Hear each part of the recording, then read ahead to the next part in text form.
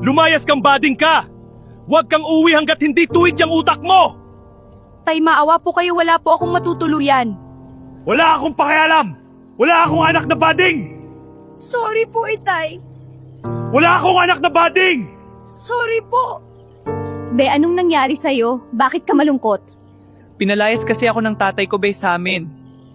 Huwag daw ako babalik hanggat hindi ako tutuwid. Tay, hindi na po mauulit. Hindi ko na po isusuot ang bestida ni Inay. Ayusin mo lang, makita ko lang nasuot mo damit ng nanay mo, malintikan ka sa akin. Bakit hindi mo gayahin mga kapatid mo? May mga jowa na ikaw pabading-bading ka. Sorry po, Itay. Susubukan ko po. Tol, kamusta na yung anak mong bading? Natuwid mo na ba? Tutuwid yun kung hindi, malilintikan sa akin yon. Tol, yung anak mo nakabistida, bading pa rin. Lintik na yan, pinagsabihan ko na yan na huwag magsuot ng ganyan. Wait lang mga tol. Dili lang walang latay ng batang to sa akin. Sige tol, hintayin na namin dito. Patay, nakita ko ni tatay. Ganito suot ko, yari ako neto. Mag-usap nga tayo sa loob ng bahay. May sasabihin lang ako. Ano po yun, Itay? Basta, pasok sa loob.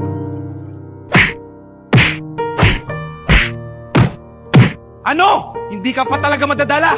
Hindi ka pa rin ba tutuwid? Tay, sinubukan ko naman po ito na talaga po ako. Ano tol? Tinuwid mo na ba? Sakit sa ulo, tara inom na lang natin to. Bakit hindi matanggap ni Itay kung ano ako? Sinubukan ko naman magbago. Pero pusong babae na talaga ako. Mamaya pag uwi ko, malilintikan ulit sa akin yon, hahaha. Tol, anong nangyayari sa'yo, tol? Tawag na kayo ng ambulansya! Ano nangyari kay tatay? Dalian mo! Tumawag ka ng ambulansya! Dok, ano pong nangyari kay tatay? Na-stroke ang papa mo, kailangan muna niyang manatili dito sa hospital. Bakit ka napatawag dis oras ng gabi? Ano kailangan mo? Kuya, na-stroke si tatay. Wala kaming pambayad sa hospital. Ay nako, ikaw muna bahala dyan kay tatay. Wala rin akong pera. Kailangan din to ng jowa ko. Tay, ako na lang po muna bahala sa inyo. Paggising nyo, basahin nyo sana itong sulat. Aling Marites, pihiram naman po kahit 5,000 lang, pangbayad lang po sa hospital ni tatay. Mababayaran mo ba? Opo, magtatrabaho po ako sa palengke, babalik ko po sa katapusan. Hoy bading, dalhin mo yan sa kabilang tindahan. Sige po, kakayanin ko to. Ako na bahala dyan. Kakayanin ko to. Para kay Itay. Ako lang ang maasahan niya. Nasaan ako? Tay, nasa hospital po kayo. Dak, uwi na po ako. Wala po akong pambayad sa hospital bill. Hindi na po kailangan. Binayaran na po ng anak ninyo ang bill ninyo. Pero paano? Tsaka, may iniwan din siyang sulat para sa inyo. Sulat para sa akin? Salamat, Doc.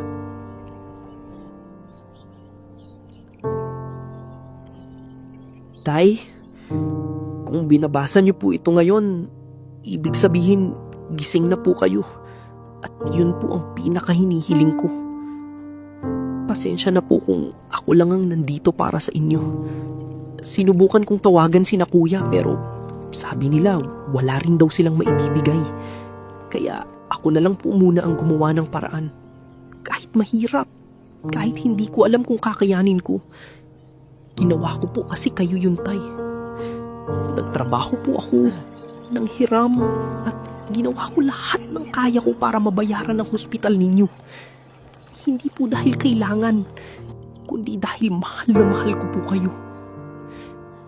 Tay, alam ko po na hindi ninyo ako matanggap kung sino ako. Alam ko po na nahihirapan kayo intindihin ako. At araw-araw ko pong sinubukang magbago para lang mapasaya kayo.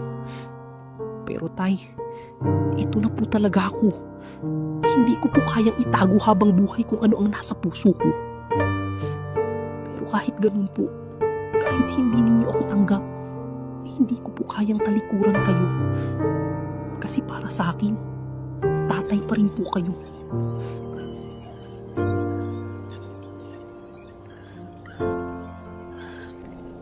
Tay, gising na po pala kayo. Bakit po kayo umiyak? Anak, halika muna dito. Samahan mo si tatay. Anak, patawarin mo sana ako. Hindi kita tinanggap, hindi ako naging mabuting ama sa'yo, anak. Isa ka mang bading anak. Mas lalaki ka pa sa tunay na lalaki pagdating sa buhay. Proud ako sa'yo, anak. Mahal ka rin ni tatay. Tay, okay lang po. Masaya na ako, okay lang po kayo. Mahal na mahal ko po kayo, itay.